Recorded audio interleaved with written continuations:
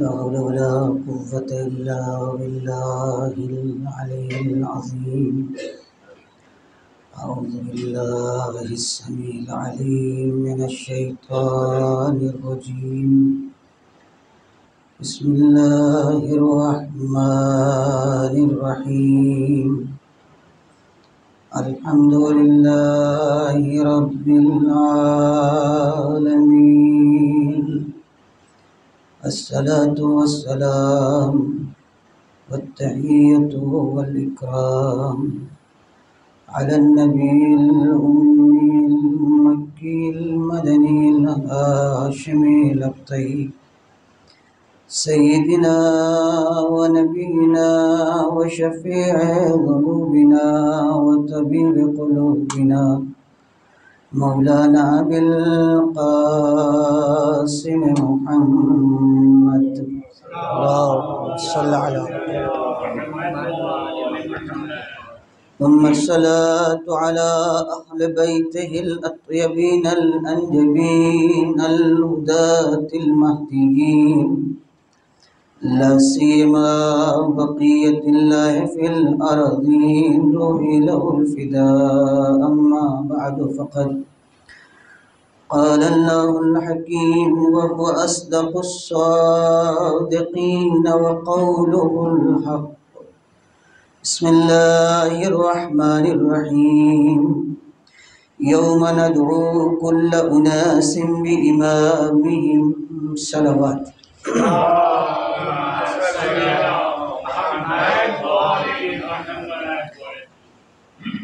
معرفت امام موضوع ہے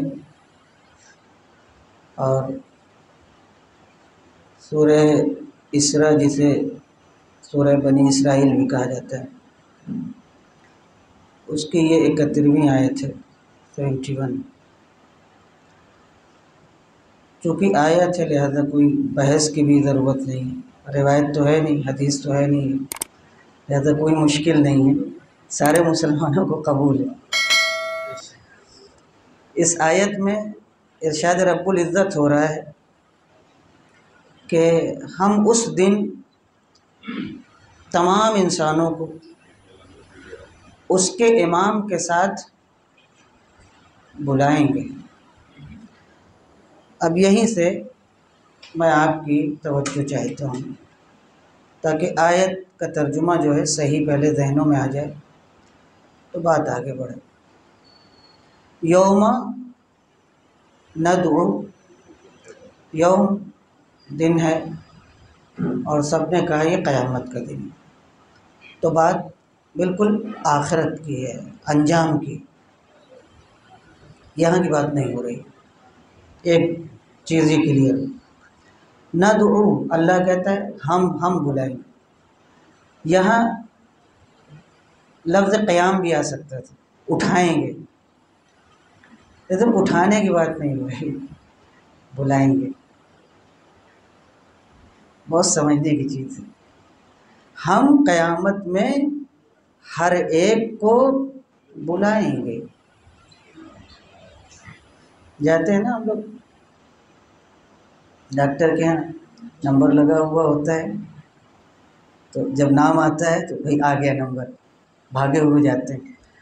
یہاں ایسے ہی ہے، بالکل خوش بھی ہوں گے اور برا بھی محسوس ہوگا، کیونکہ امام کے ساتھ بلایا جائے گا اور کوئی بھی اکیلا نہیں بلایا جائے گا. ہر ایک اپنے امام کے ساتھ قیامت میں بلایا جائے گا. اناس، یہی لفظ ناس جو آپ سنتے ہیں یہی ہے، یعنی فرد مستقل. ایسا نہیں ہے کہ میری جگہ میرے والد کو بلایا جائے گا، میری جگہ مثلا میرے بھائی کو بلایا جائے گا. یہیں سے بہت ڈپ ہو جاتا ہے معاملہ. امام اور امت کا مسئلہ گہرا ہے. یعنی آدم سے لے کے، جناب آدم سے لے کے اب تک اور آئندہ جب تک یہ دنیا قائم ہے، اور جب قیامت آئے گی تو جتنے لوگ حاضر ہوں گے وہ سب اپنے امام کے ساتھ ہوں گے۔ اب ایک چیز یہیں پہ طے ہو گئی کہ اگر امام کے ساتھ ہوں گے اور اللہ بلائے گا اور ہر ایک کو بلائے گا، تو یہ امام کس کی طرف سے ہو؟ آپ خود غور کر سکتے ہیں، یہ امام کس کی طرف سے ہو؟ کیونکہ وہاں تو نتیجے کا اعلان ہو رہا ہے، آج بلایا جا رہا ہے ہم کو، آپ کو، سب کو، اور جتنے لوگ آئے دنیا میں انسانی شکل میں، عقل لے کر کے آئے، اختیار لے کر کے آئے، ان کو بلایا جا رہا ہے۔ تو جب بلایا جا رہا ہے تو امام کے ساتھ بلایا جا رہا ہے، تو اب یہ امام کس کی طرف سے ہو؟ اگر آپ بنا لیں، توجہ چاہوں گا، یہی تو مشکل ہے، یہی تو سمجھنا ہے۔ ہمارے ہاتھ میں اگر دیا ہوتا تو بہت آسان تھا، صاف ہر ایک کہتا پروردگارہ تو نے کہا تھا، ہم کو وہ پسند آئے، ان کا اسٹائل پسند آیا، ان کا قبیلہ پسند آیا، ان کا رنگ روپ پسند آیا، ان کی باتیں پسند آئی۔ یہ سب نہیں ہے۔ اسی لیے میرے عزیزو، دین کی باتیں سطحی نہیں ہیں، دین کی باتیں بڑی گہری ہیں، اور دین کا معاملہ عقل سے چلتا ہے، جذبات سے نہیں چلتا۔ ہمارا وہ اللہ ہی نہیں ہے جو آنکھ بند کر کے اپنی عبادت کو قبول کرے۔ وہ کہتا ہے جب تک میں نہ سمجھ میں آؤں میں معاف کر دوں گا، تم میری کھوج میں عقل کے ذریعے مجھ تک پہنچو۔ اس عبادت میں جو وزن ہے اس میں نہیں ہے کہ بلا سوچے سمجھے اٹھک بیٹھک لگا رہے ہیں، کس کو لگا رہے ہیں، کون ہے، کیسا اللہ، کیسا مالک، کیسا خالق، کیسا رازق، کچھ نہیں پتہ۔ کیوں؟ اس لیے کہ مسلمان ہیں، جانا ہے پیدل اٹھانے۔ تو ایک بات یہ طے ہو گئی کہ یہ امام جو ہے وہ آدمیوں کا بنایا ہوا نہیں ہونا چاہیے۔ اب میں نقطہ بھی لگا سکتا ہوں، نقطہ ہے بھی، اور جو ذاکر خطبہ ہیں وہ کر سکتے، لیکن میں چاہتا ہوں میں بھی سمجھوں، آپ بھی سمجھیں، تھوڑا اچھا ہے سمجھنے کی، زمین بھی ہموار ہو تھوڑا سا۔ تو اس آیت میں کہا گیا کہ ہم ہر ایک کو اس کے امام کے ساتھ اٹھائیں گے، بے امامہم۔ ٹھیک ہے، آگے کیا ہے؟ اور پھر جس کے داہنے ہاتھ میں اس کا نام اعمال ہوگا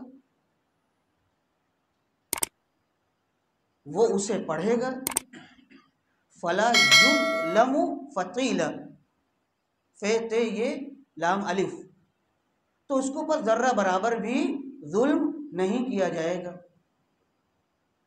تو ایک طرف قیامت میں اٹھایا جا رہا ہے، دوسری طرف یہ کہا جا رہا ہے کہ جس کے داہنے ہاتھ میں اس کا عمل دیا گیا، اس کا دفتر دیا گیا، اس کی فائل دی گئی، تو اب اس کے اوپر ذرہ برابر بھی ستم نہیں ہوگا۔ تو یہ سمجھ میں آیا کہ امامت کا مسئلہ اسلام میں اتنا اہم ہے کہ اس سے پوری زندگی وابستہ ہے، انجام وابستہ ہے۔ کیونکہ کہا جا رہا ہے کہ داہنے ہاتھ میں نام اعمال لے کے آ رہا ہے، تو جب نام اعمال داہنے ہاتھ میں لے کے آ رہا ہے تو اس کا مطلب اس کا امام برحق تھا۔ اگر امام برحق نہیں تھا تو داہنے ہاتھ میں آیا کیسے؟ کیونکہ وہاں تو کسی کا اختیار ہی نہیں ہے، کوئی سانس بھی نہیں لے سکتا، بول بھی نہیں سکتا، اگر اجازت ہوگی تو بولا جائے گا۔ یہاں تک کہ انبیاء علیہ السلام، بزرگان جناب آدم سے لے کے ہمارے انبیاء تک ہیں، سب کے بارے میں کوئی نہیں الا باذنہ، مگر یہ کہ ادھر سے اجازت ہو۔ عجیب منظر ہے وہاں کا۔ تو یہ جو داہنے ہاتھ میں لے کے کھڑا ہوا ہے یہ بہت امپورٹنٹ، بڑا اہم آدمی ہے یہ، اور اس کو اجازت ہے۔ وَيَقْرَؤُونَ كِتَابَهُ، وہ پڑھے اور وہ پڑھے گا۔ وہ حدیثیں ہیں مختلف حدیثیں ہیں، وہ سب ہمیں ابھی نہیں ذکر کرنا ہے، صرف امام کے اوپر گفتگو کرنا چاہتا ہوں تاکہ تھوڑا سا ایک بات صاف ہو جائے۔ اب آئیے ذرا سا ایک اور پہلو، توجہ یہاں سے، قرآن مجید میں امام اکیلا لفظ واحد بھی استعمال ہوا ہے، اس کی جمع ائمہ وہ بھی استعمال ہے، اور امام سے ملتے جلتے الفاظ کہ جس میں امامت کی صفت پائی جاتی ہے وہ بھی لفظ استعمال ہوا ہے۔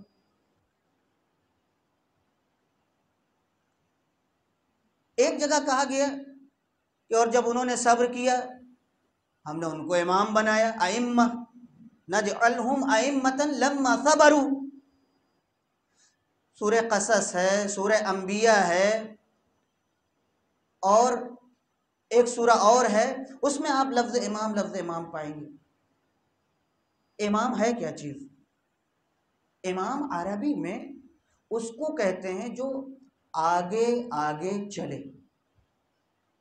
فارسی لفظ اس کے لیے بہترین ہے پیشوا، کہ جس کو فارسی لہجے میں پیشوا کہتے ہیں، ہم لوگ پیشوا کہتے ہیں، وہ پیشوا کہتے ہیں۔ اردو میں اگر ہم اس کو بدل دیں تو اغوا کار بھی کہہ سکتے ہیں، لیکن وہ بات اس میں پائی نہیں جاتی، مگر ہم اردو بول رہے ہیں تو تھوڑا سا اغوا کار، آگے آگے، اس کا مطلب ہم اس کے پیچھے پیچھے ہیں اور وہ آگے آگے ہے۔ تو جو سامنے ہو، آگے چلے اور لوگ اس کے پیچھے چلیں، اس کو کہا جاتا ہے امام۔ تو امام ہمیشہ آگے چلے گا، امت ہمیشہ پیچھے چلے گی۔ ایک چیز یہیں پہ سمجھ لیجئے، غدیر میں پیغمبر کو کیوں حکم ہوا؟ رسول جو آگے گئے ہیں ان کو بلائیے، جو پیچھے رہ گئے ہیں ان کا انتظار کیجئے۔ یہ کیا مسئلہ؟ نبوت کا مسئلہ نہیں تھا، نبوت ختم ہونے والی تھی، امامت کا آغاز ہونے والا تھا۔ یہ سینٹر بنا کے بتایا امامت ہی تم کو یکجا کر سکتی ہے، اکٹھا کر سکتی۔ صلوات پڑھیں محمد و آل محمد پر۔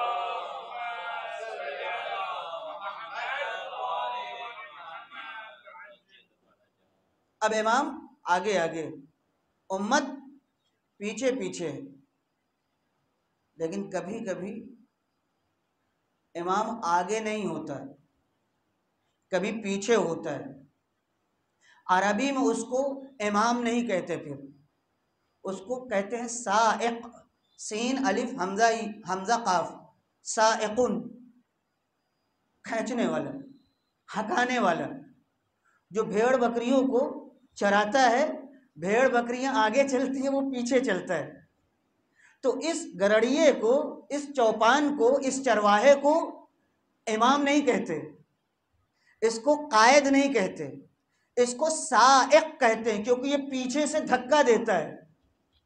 کچھ میں کہنا چاہتا ہوں لہذا میں یہاں تک لے کے آیا ہوں، پیچھے سے یہ ہکاتا ہے۔ اس میں تھوڑا سا توجہ چاہوں گا، اس میں تھوڑا سا رسوائی ہے، اس میں تھوڑی سی ذلت ہے۔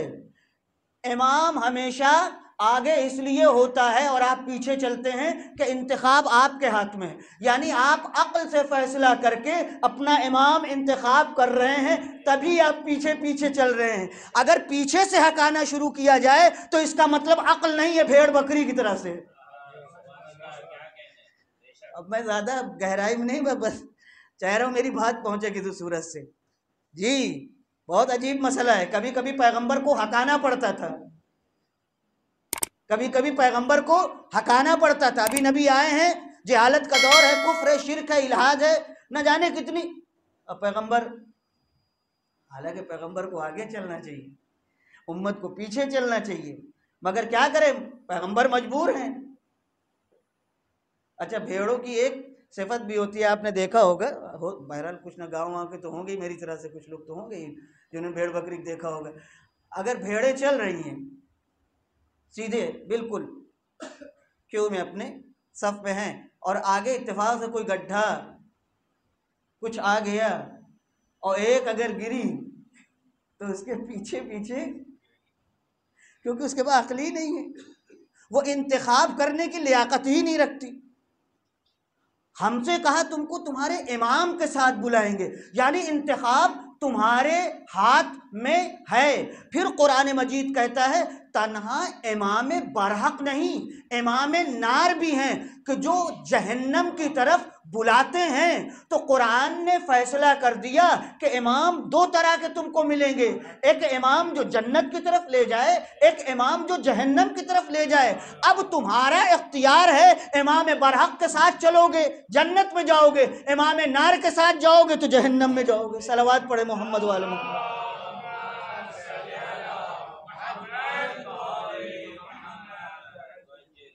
تو یہ لفظ سائق جو ہے، جو پیچھے سے ہکاتا ہے اور آگے جو ہوتا ہے وہ امام، اس کو عربی میں قائد بھی کہتے ہیں۔ دیکھیے کبھی کبھی آپ سنتے ہیں قائد انقلاب اسلامی، قائد وہی امام ہی ہے جو آگے چلتا ہے، اور سائق جو پیچھے چلتا ہے۔ اس لفظ کو ذرا ذہن میں رکھیے، پیچھے چلنے والا، ہاں ہٹانے والا جو پیچھے سے، آگے جو لے چل رہا ہے وہ قائد ہے۔ اب سنیے گا، پیغمبر کا زمانہ ہے، امامت کو سمجھنا چاہتے سن لیجئے ابھی سے تاریخ، دیکھیے کیسے تاریخ بڑھی ہے، گڑبڑ ہوئی ہے، اور کہاں بدعقلی ہوئی ہے، کہاں عقل سے کام نہیں لیا، کہاں پیغمبر کی مخالفت ہوئی۔ ابتدا ہی میں اگر لوگ سمجھ جاتے، پیغمبر کی بات مان لیتے تو یہاں تک معاملہ نہ آتا۔ توجہ چاہوں گا، ایک دن پیغمبر جا رہے تھے، کیا دیکھا؟ ابو سفیان، معاویہ کا باپ، یزید کا دادا، ایک خچر پر، ایک گدھے پر، گھوڑے پر سوار تھا، جو زمانے کی سواری تھی، یہ جا رہا تھا۔ اس کو تو جانتے ہیں آپ، آخر تک پیغمبر سے اس میں لڑائی لی، آخر تک، جب تک یقین نہیں ہو گیا کہ اب ہم لڑ کر کے ان سے جیت نہیں سکتے، تب تک یہ لڑتا رہا۔ اور اس کو ہمارے برادران اسلامی احترام سے، بلکہ بعض لوگوں نے تو یہ بتایا، ہم تو نہیں گئے ہیں لیکن بعض لوگوں نے بتایا کہ آج بھی سعودیہ میں آپ چلے جائیں تو شارع ابو لہب تک ہے، ابو لہب اسٹریٹ، ابو سفیان اسٹریٹ، ابو طالب اسٹریٹ نہیں سنتے۔ کتنے اندھے لوگ ہیں، جو پیغمبر سے زندگی بھر لڑتا رہا، اس کے نام جناب سڑک ہے، تو سڑک چھاپ تو ہیں یہ لوگ، جو سڑک چھاپ ہوگا وہ انہی لوگوں کو پسند کرے گا، اس کے نام ہے۔ اور جس نے اسلام کو پال پوس کر کے بڑا کر کے امت کے حوالے کر دیا، کفر و شرک سے باہر نکال دیا، یعنی ابو طالب، اس کے نام کی ایک سڑک نہیں، ایک بلڈنگ نہیں۔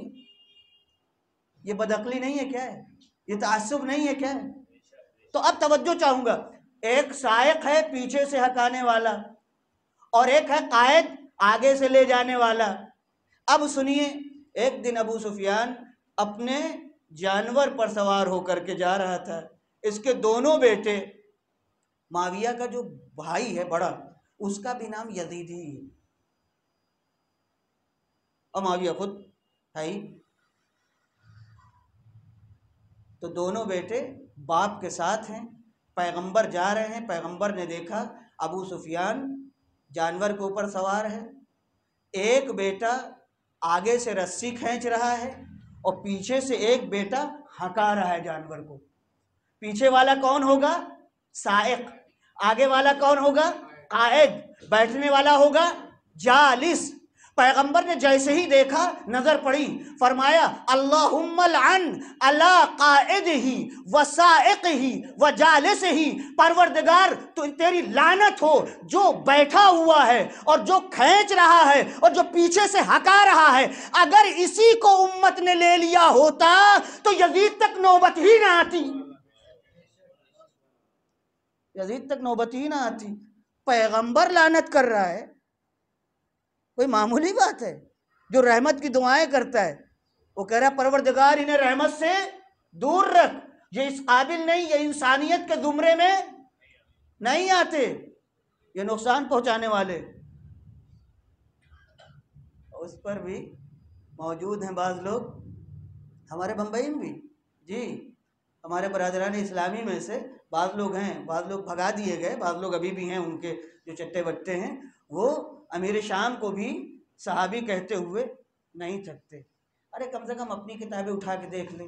جب تمہارے ہی یہاں اختلاف ہے اور کتنے علماء اہل سنت کے ہیں جو صحابی ماننے کے لیے تیار نہیں ہیں، تو اس سڑی گلی ہڈی کو صحابی کہنے سے ملے گا کیا؟ یہ کیا ہے؟ جو تمہارے یہاں خود ہی کتنے لوگ ہیں ماننے کے لیے تیار نہیں ہیں، اور آپ 1400 سال 1300 سال بعد پیدا ہوئے، آپ ان کے وکیل صفائی ہیں کہ بیٹھے ہوئے وکالت فرما رہے ہیں. تو اللہ کرے آپ بھی انہی کے ساتھ محشور. بھئی یہی دعا ہو سکتی ہے ان کے ساتھ. توجہ چاہوں گا، تو قرآن مجید میں لفظ امام دونوں کے لیے استعمال ہو، جو جنت کے لیے طرف لے جائے امام برحق ہو، اور جو امام نار ہو جہنم کی طرف لے جائے. اور گویا قرآن مجید کہنا چاہتا ہے کہ اس دنیا میں دونوں طرح کے امام ہوں گے، تمہیں چاہیے کہ فیصلہ خود کرو کس کے پیچھے تمہیں چلنا ہے. ایک بات پہنچ گئی. دوسری بات، قرآن مجید تنہا فرد کو امام نہیں کہتا، کتاب کو بھی امام کہتا ہے. قرآن مجید کی آیت ہے، اور موسیٰ سے قبل ان کی کتاب امام تھی. تو کتاب کو کیا کہا قرآن مجید نے؟ امام. اس کا مطلب کیا ہے کہ یہاں قرآن کہنا چاہتا ہے جو تمہیں اپنی طرف کھینچے، جس کے پیچھے تم چلو، جس کی بات تم مانو. کتاب اگر ہے اس کی بات مانی جا رہی ہے، وہ بھی امام ہے. اگر کوئی فرد ہے، شخص ہے، اور اس کی بات مانی جا رہی ہے تو وہ بھی امام ہے. اب ظاہر سی بات ہے قرآن مجید نے عقل کو کھول دیا. جب کتاب بھی امام ہو سکتی ہے اور فرد بھی امام ہو سکتا ہے، تو زندگی میں ہر وہ چیز جو آپ کو ہدایت دے وہ آپ کی امام ہے، اور جو آپ کو گمراہی پر لگائے وہ آپ کی امام ہے. چاہے وہ کتاب ہو چاہے وہ آدمی ہو. اگر وہ کتاب بھی نہیں ہے، اگر وہ فرد بھی نہیں ہے، مگر وہ ہدایت کی طرف لے جا رہا ہے تو وہ امام ہے. اور اگر آپ کو گمراہی کی طرف لے جا رہا ہے تو وہ بھی امام ہے، چاہے وہ کوئی ٹیکنالوجی ہی کیوں نہ ہو. یہ میں نے زحمت دی اسی لیے تاکہ یہ علمی بات، قرآن جو ہے عقل کو کھولتا ہے. اسی لیے کہا وَجَعَلَ کیا ہے من قبل ہی، اور کتاب موسیٰ اماما، اس سے پہلے موسیٰ کی کتاب امام تھی. ہم لوگ کا تصور یہ ہوتا ہے کہ جب بھی امام کہا جاتا ہے تو اس کا مطلب کوئی مثلا مولا کائنات امام حسن امام حسین السلام وغیرہ وغیرہ. بالکل یہ سب تو ہیں، گفتگو بھی ہوگی، آئیں گے، اسی لیے بحث چھڑی. لیکن نہیں، یاد رکھیے گا امامت کی بہت اہم ہے. اور ہمارے یہاں برادران اسلامی کے ہیں بہت فرق ہے. ہمارے یہاں امامت اصول دین کا جز ہے اور امت مسلمہ میں فروع دین کا حصہ ہے، اور بہت سی چیزوں میں ہم دونوں مشترک ہیں. امامت کے مسئلے میں بہت سی جگہ کے اوپر ہم دونوں مشترک ہیں، اور بہت سی جگہ ہم ان سے اختلاف نظر رکھتے ہیں. یہی ایک اختلاف یہ ہے کہ ہم اسے اصول دین کا حصہ، یعنی جو دین کی جڑیں ہیں اس میں سے ایک چیز امامت ہے. اور جب اصول دین میں امامت آ گئی تو آپ سمجھ لیجیے ادھر توحید، ادھر نبوت، ادھر قیامت، عدل، بیچ میں امامت، تو معاملہ بہت ہی فرق کر گیا. اور یاد رکھیے گا حدیث متفق علیہ ہے، اور ہمارے یہاں بھی ہے، برادران اسلامی کے یہاں بھی ہے. بعض سنی علماء نے تو یہاں تک لکھ دیا ہے کہ اسلام کی بنیاد 5 چیزوں پر ہے. بنی الاسلام علی خمس یا علی الخمس، اسلام کی بنا جو ہے، فاؤنڈیشن 5 چیزوں پر ہے. نمبر 1 کیا ہے جناب؟ الصلاۃ.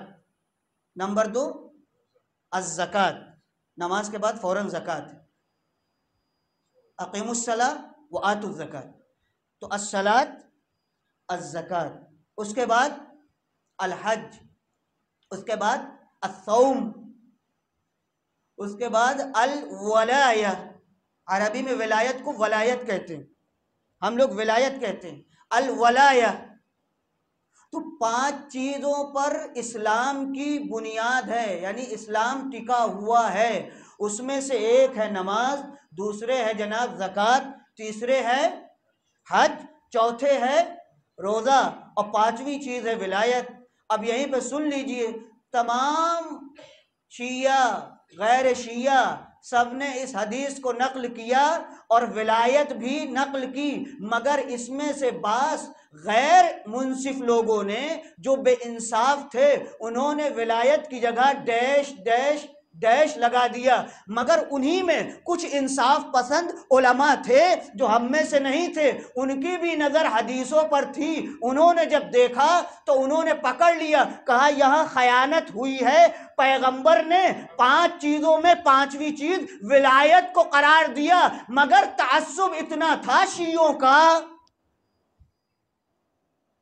کہ کہیں ایسا نہ ہو ان کی امامت فتح یاب ہو جائے، تو 4 چیز لکھی اور 5ویں کو کیا کیا؟ اب آپ سمجھ لیجئے، یہ ابھی ہم معصوم امامت کی بات کر رہے ہیں، اسی میں غیر معصوم امامت یعنی قیادت کی بات بھی نکلتی ہے جس کو ہم پیش کریں گے۔ اب اپنی حدیث سنیے، حضرت امام صادق علیہ السلام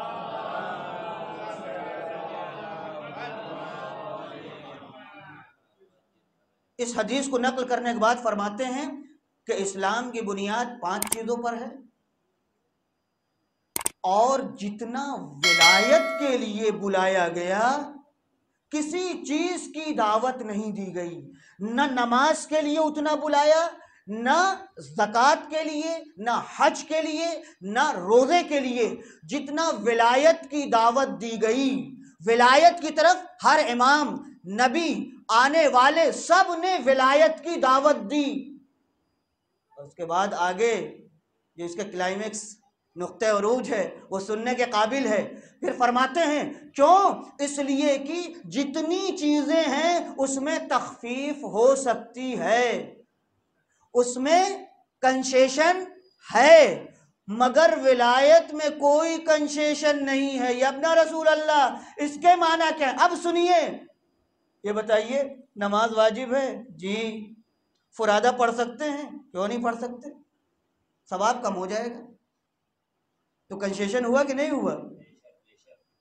اچھا صاحب کھڑے ہو کے نہیں پڑھ سکتے؟ کہا بیٹھ کے پڑھیے۔ کنسیشن ہوا کہ نہیں؟ بیٹھ کے نہیں پڑھ سکتے؟ کہا لیٹ کے پڑھیے۔ کنسیشن ہوا؟ کہا لیٹ کے نہیں پڑھ سکتے، اشارے سے پڑھیے۔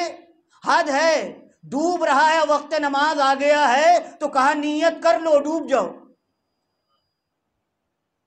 مگر کنسیشن؟ تو اتنی بڑی عبادت جو نماز ہے،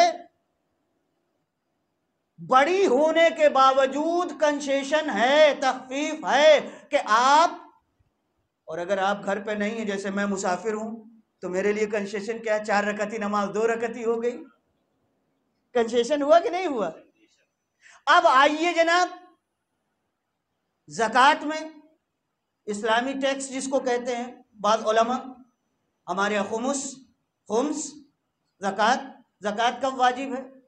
کہا جب نصاب تک پہنچ جائے، سونا چاندی کا سکہ، غلہ، اونٹ، گائے، بکری وغیرہ وغیرہ، وہ توضیح المسائل میں دیکھ لیجئے گا کیا نصاب۔ اب نصاب تک نہیں پہنچا، کیا واجب ہے؟ نہیں نا؟ تو ڈسکاؤنٹ ہوا کہ نہیں ہوا؟ ہو گیا۔ خمس واجب ہے، کب واجب ہے؟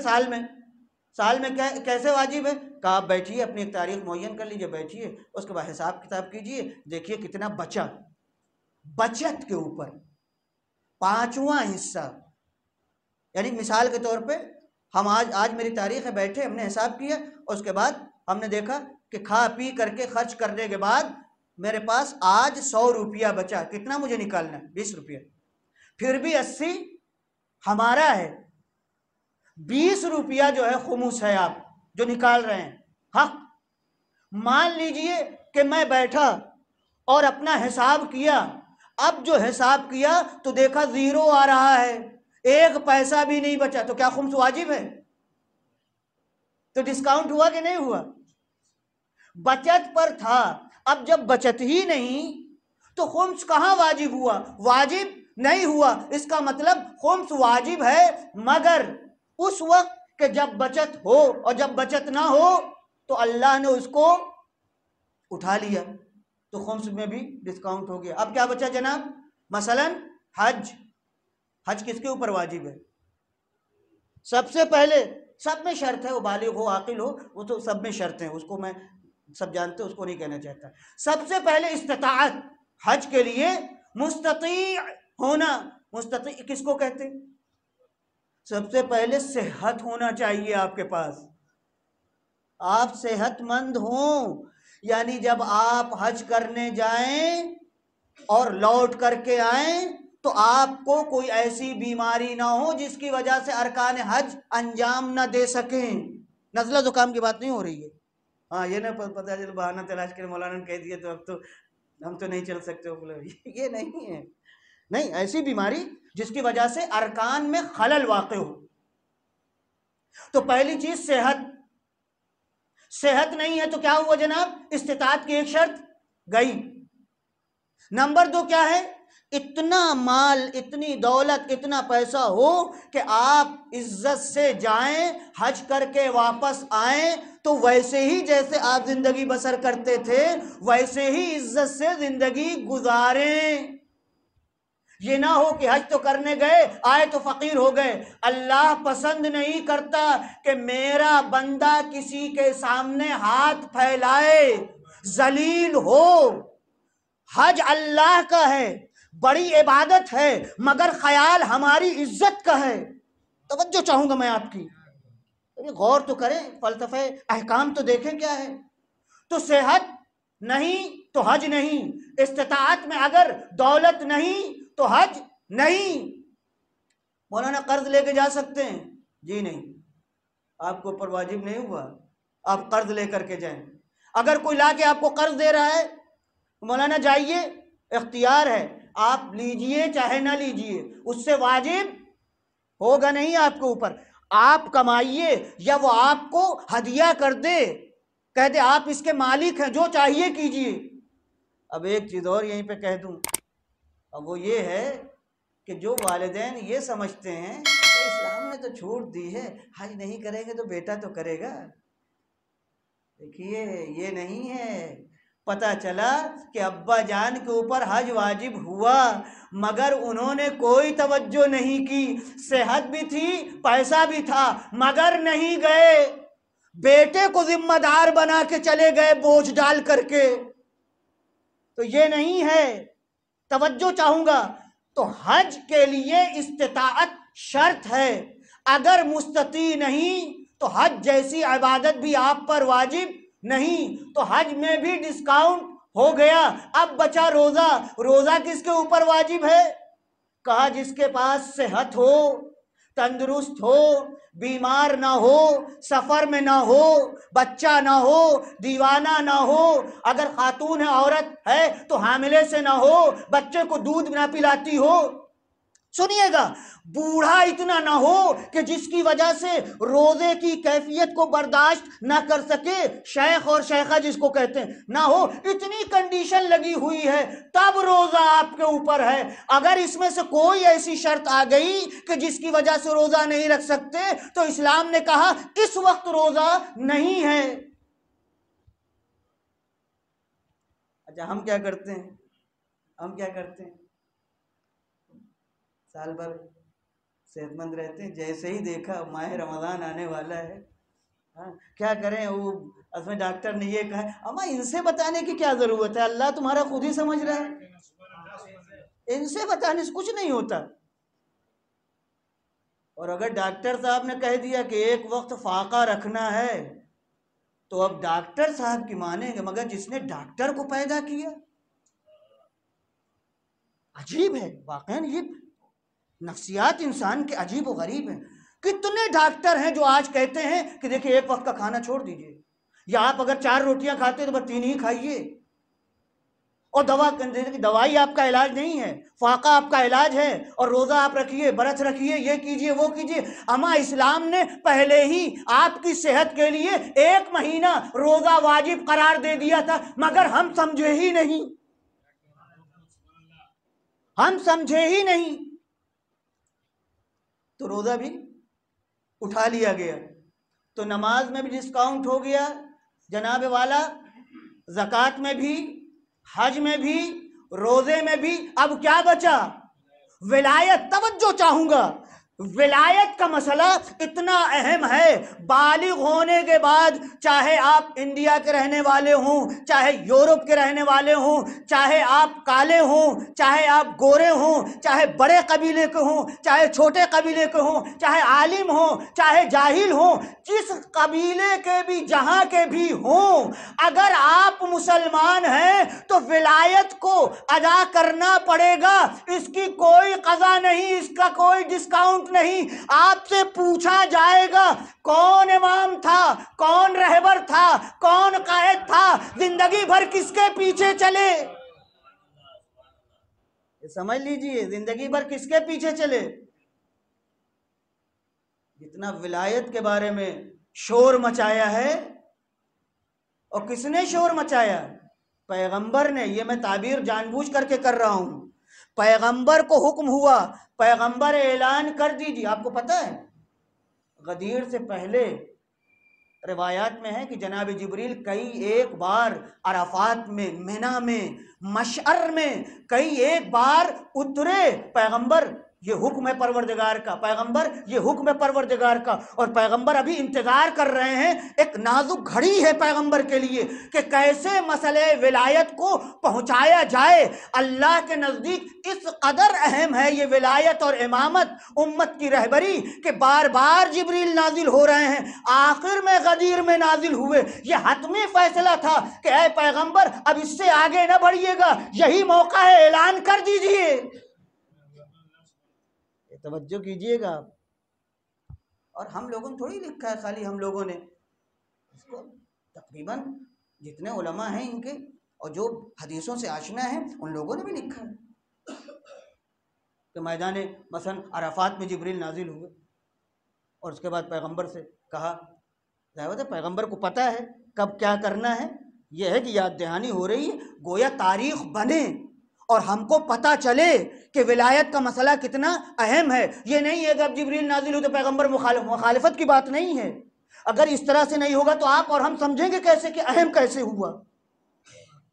سمجھیے بات کو، ہر جگہ نہیں ہے کہ نکتے بازی کی جائے. یہ تاریخ ایسے ہی بنے گی، ورنہ پیغمبر کو جناب جبریل کی بھی ضرورت نہیں تھی. بعض علماء نے لکھا ہے کہ اللہ کا جو پیغمبر ہے، جو ناموس خلقت ہے، جو اعظم ہے، اس سے بڑا کوئی شخص، کوئی فرد، کوئی ذات اللہ کے بعد پیدا نہیں ہوئی. اس کو جبریل کو بیچ میں رکھنے کی ضرورت نہیں تھی. یہ جبریل بار بار اس لیے آ رہے ہیں تاکہ ہسٹری بنے، تاریخ بنے، حدیث بنے، روایت بنے، اور لوگوں کا کردار بھی پتہ چلے کہ پیغمبر کے تئیں کون کتنا مخلص ہے، ولایت کے تئیں کس کی نیت خالص ہے، پتہ چلے. میرے عزیزو بڑی گہرائی ہے ان سب معاملات میں. بس میں آج اتنا ہی نقل کرنا چاہتا ہوں اور آپ کے سامنے پیش کرنا چاہتا ہوں کہ قرآن مجید امامت کے مسئلے کو اہمیت دیتا ہے اور کہتا ہے قیامت کے دن ہر ایک کو ہم اس کے امام کے ساتھ بلائیں گے. اٹھائیں گے نہیں کہتا، بلائیں گے. یعنی امام بھی ہوگا اور اس کے پیچھے چلنے والے بھی ہوں گے. اگر امام برحق ہے تو ہم سرخرو ہیں، اور اگر امام برحق نہیں ہے تو پھر ہمیں جواب دینا پڑے گا. اسی لیے تاریخ میں جگہ جگہ امت کو پیغمبر نے مثالیں قائم کر کے متوجہ کیا.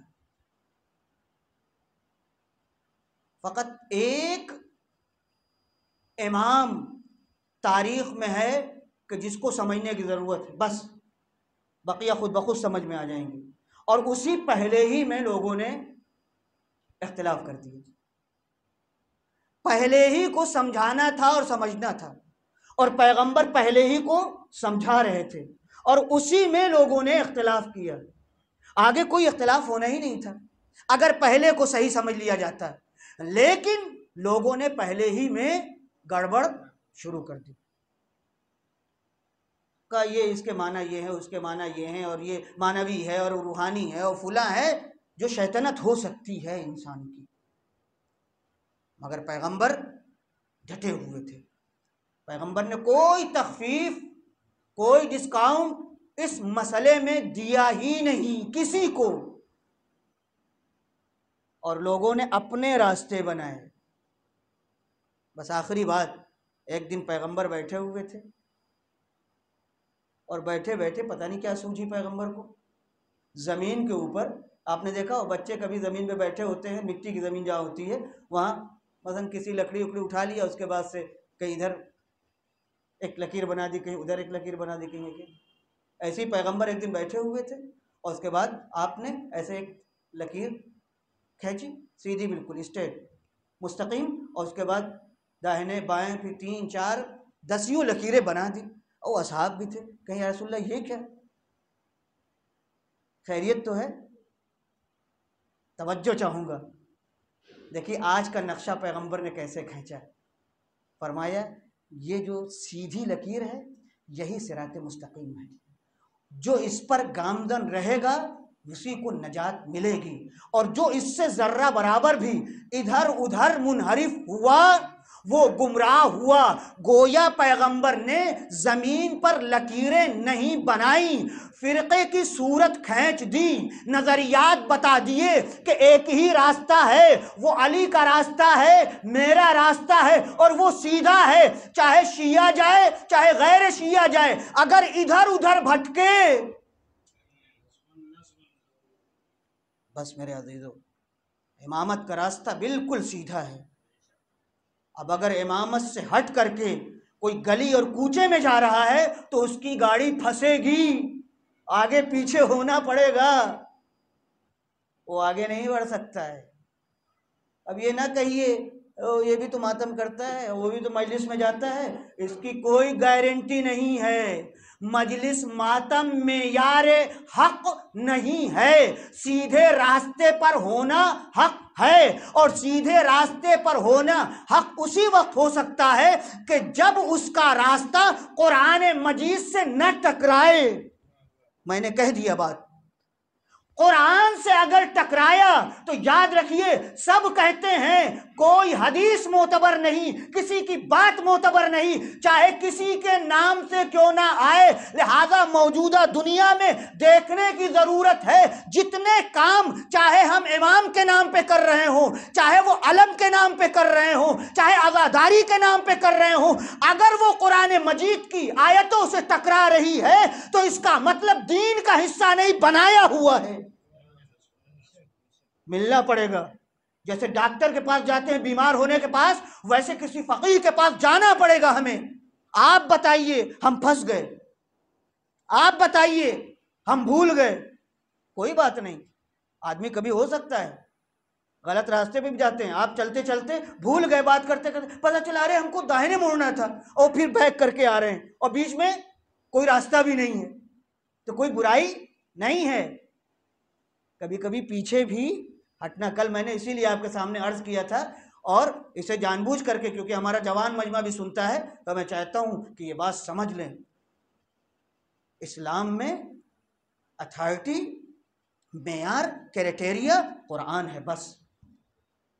اور ائمہ کو بھی کہا گیا ہے کہ قرآن کے مطابق، اس لیے کہ یہ لفظ سن لیجئے، اس لیے کہ ائمہ قرآن کے مفسر ہیں، قرآن بنا نہیں سکتے.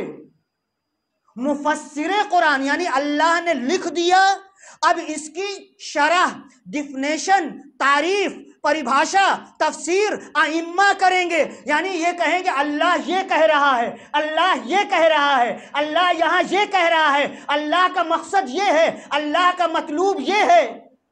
ہم اپنی طرف سے قرآن مجید کو معنی نہیں پنہا سکتے۔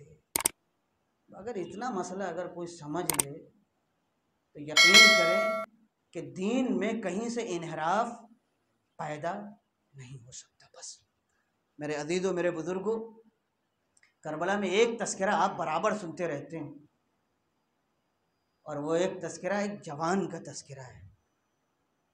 یہ بتائیے 18 سال کی عمر میں آپ کسی جوان سے کیا توقع رکھتے ہیں؟ کتنا بڑا عالم ہو جائے گا، کتنا بڑا سائنٹسٹ ہو جائے گا، کتنا بڑا صاحب نظریہ ہو جائے گا، اہل نظر ہو جائے گا، زیادہ کوئی توقع؟ مگر یہ جناب علی اکبر کی خصوصیت ہے کہ اپنے والد کے ساتھ ہیں، ایک جگہ جب انا للہ کی آیت سنی تو فوراً پلٹ کے باپ سے پوچھا، بابا اس وقت آپ نے کیوں انا للہ پڑھا؟ پہچانیے جناب علی اکبر کو، ایسے بھی جناب علی اکبر کو دیکھیے۔ آج ہمارا جوان طبقہ اگر اس بات کو سن لے اور سمجھ لے تو ہماری عزاداری رسموں سے بری ہو جائے گی، خالص عزاداری ہماری ہو جائے گی۔ میرے عزیزوں، میرے بزرگوں، ہو سکتا ہے کہ بعض اوقات یہ باتیں بعض لوگوں کو تلخ لگیں، لیکن دشمن چاہتا ہے کہ ہماری عزاداری کو ہم سے چھین لے۔ ہم دشمنوں سے اپنی عزاداری نہیں لے سکتے، ہم اپنے گھر والوں سے، اہل بیت سے، جنہیں ہمارا آئیڈیل بنایا گیا، جنہیں ہمارا امام بنایا گیا، ہم ان سے اپنی عزاداری لیتے ہیں اور ان کے لیے عزاداری کرتے ہیں۔ ہم اپنی طرف سے اس کے اندر کچھ نہیں ملا سکتے۔ جناب علی اکبر نے کہا، بابا اس وقت آپ نے انا للہ کا، بیٹا آنکھ لگ گئی تھی، اور ایسا میں نے محسوس کیا کہ جیسے کوئی کہہ رہا ہے کہ یہ موت کی طرف جا رہے ہیں۔ بھئی یہیں علی اکبر کی معرفت سمجھ میں آتی ہے کہ علی اکبر نے جیسے ہی موت یعنی اختتام زندگی، انجام، جیسے ہی سنا، کہا بابا السنا علی الحق، کیا ہم لوگ حق پر نہیں ہیں؟ کہا نہیں بیٹا، ہم حق پر ہیں۔ تو مولا نے نہیں کہا، علی اکبر نے کہا، تو بابا پھر کیا؟ اگر ہم حق پر ہیں تو موت کا خطرہ، موت کا ڈر کیا؟ چاہے ہم موت پر جا پڑے، چاہے موت ہم پر آ پڑے۔ فیصلہ کر دیا جناب علی اکبر نے ہمارے لیے، ہمارے امت کے جوانوں کے لیے، کہ تمہیں آخر تک یہ سمجھنا پڑے گا کہ حق پر ہو یا حق پر نہیں۔ جذبات سے حق نہیں سمجھا جاتا، حق کا معیار قرآن مجید ہے، حق کا معیار ائمہ اہل بیت، ارباب اعضاء۔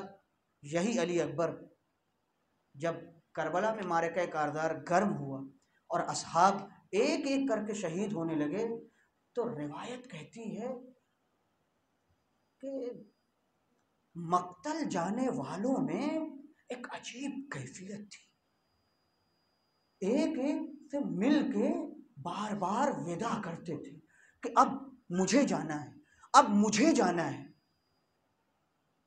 گلے ملتے تھے اور گریہ کرتے تھے، اور سب تیار تھے کہ اب آقا ہم کو اجازت دیں، اب آقا ہم کو اجازت دیں۔ اصحاب نے یہ طے کر لیا تھا کہ جب تک ہم میں سے ایک بھی زندہ ہے، اہل بیت کے گھرانے کی ایک فرد کو بھی ہم اجازت نہیں دیں گے، ہم پہلے شہید ہوں گے۔ اصحاب شہید ہو گئے۔ علماء نے لکھا ہے کہ گھر والوں میں سب سے پہلے علی اکبر اپنے بابا کی خدمت میں آئے، اور مقتل کا جملہ عجیب ہے، فَاسْتَأْذَنَ فَأَذِنَ لَهُ۔ علی اکبر نے اپنے بابا سے اجازت طلب کی اور بابا نے کہا جاؤ، روکا نہیں۔ کیوں؟ اپنا بیٹا ہے، اس لیے کہ اپنا بیٹا ہے۔ ہاں ایک جملہ ضرور، اے بیٹا جا تو رہے ہو، خوشی سے جاؤ، مگر بیٹا تنہا میرا ہی حق تو نہیں ہے تمہارے اوپر، تمہاری پھوپھی کا بھی حق ہے، بیٹا خیمے میں جاؤ اور پھوپھیوں سے خدا حافظ کر۔ اللہ اللہ، علی اکبر کس دل سے خیمے میں آئے؟ اس لیے کہ موت کی اجازت، اور وہ بھی ماؤں اور بہنوں سے، اس پھوپھی سے جس نے پالا ہے، آسان نہیں۔ ارباب اعضاء، راوی کہتا ہے کہ جب علی اکبر اجازت لینے آئے ہیں تو ایسا محسوس ہو رہا تھا کہ جیسے بھرے گھر سے کوئی جنازہ نکل رہا ہے۔ بار بار پردہ اٹھتا تھا اور پھر گر جاتا تھا، جیسے کوئی بچی ہے وہ لپٹ جاتی۔ بھیا اب آپ بھی ساتھ چھوڑ رہے ہیں؟ بھیا اب آپ بھی جا رہے ہیں؟ علی اکبر رخصت ہوئے، آئے بابا کی خدمت میں آئے۔ عجیب منظر ہے، تاریخ نے عجیب و غریب الفاظ لکھے ہیں۔ امام نے علی اکبر کو خود اپنے ہاتھوں سے سجایا، سر پہ امامہ باندھا، دوش پر ردا ڈالی اور کمر سے تلوار حمائل کی اور سہارا دے کر کے گھوڑے پر سوار کیا۔ اب جو سوار کیا تو روایت کہتی ہے کہ اس طرح سے علی اکبر کو دیکھا کہ جیسے کوئی کسی کے دوبارہ آنے کی امید نہ رکھتا ہو۔ نیم باز آنکھوں سے علی اکبر کو دیکھا اور ایک مرتبہ دشمن کو مخاطب ہو کر کے کہا، یبن سعد قطع اللہ رحمک، اے پسر سعد خدا تیری نسل کو منقطع کرے، تو نے میرے علی اکبر کو مجھ سے چھین لیا۔ خدا کی قسم، جب میں اپنے نانا کی زیارت کا مشتاق ہوتا تھا تو میں اس جوان کو دیکھ لیا کرتا تھا۔ علی اکبر کو سوار تو کر دیا، علی اکبر کچھ قدم آگے بڑھے، مگر محسوس کیا کہ جیسے کوئی پیچھے پیچھے آ رہا ہے۔ علی اکبر نے گھوڑا روک دیا۔ اب جو مڑ کے دیکھا تو دیکھا بوڑھا باپ کمر تھامے ہوئے کربلا پہ گرتا پڑتا آ رہا ہے۔ ایک مرتبہ مڑ کر کے کہا، بابا، میرے بابا، آپ نے تو مجھے رخصت کر دیا تھا، پھر کیوں آنے کی زحمت کی؟ ایک مرتبہ امام نے علی اکبر کو حسرت و یاس سے دیکھا اور خطاب کر کے کہا، علی اکبر، علی اکبر تم جوان ہو، کاش صاحب اولاد ہوتے۔ علی اکبر، اے بیٹا علی اکبر، اتنا ضرور کرنا کہ جب تک سامنا رہے اپنے بابا کو مڑ مڑ کر دیکھنے جانا۔ اللہ اللہ، علی اکبر کربلا کے میدان میں آئے، عجیب شان سے جنگ کی، 3 دن کے بھوکے اور پیاسے تھے۔ نہیں معلوم، مقتل نے لکھا ہے، مقتل نے لکھا ہے کہ علی اکبر دوبارہ خیمے میں آئے۔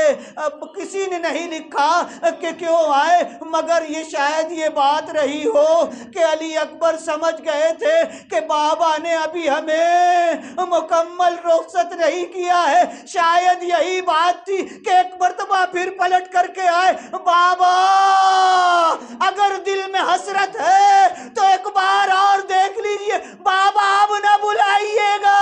اب جو علی اکبر گئے تو ایک سلام آخر آیا، اے بابا کربلا میں آنے کی زحمت نہ کیجئے گا، بس بیٹے کا سلام قبول ہو۔ وَسَيَعْلَمُ الَّذِينَ ظَلَمُوا أَيَّ مُنْقَلَبٍ يَنْقَلِبُونَ۔ الہی بحق زہرا و ابیہا و بعلہا و بنیہا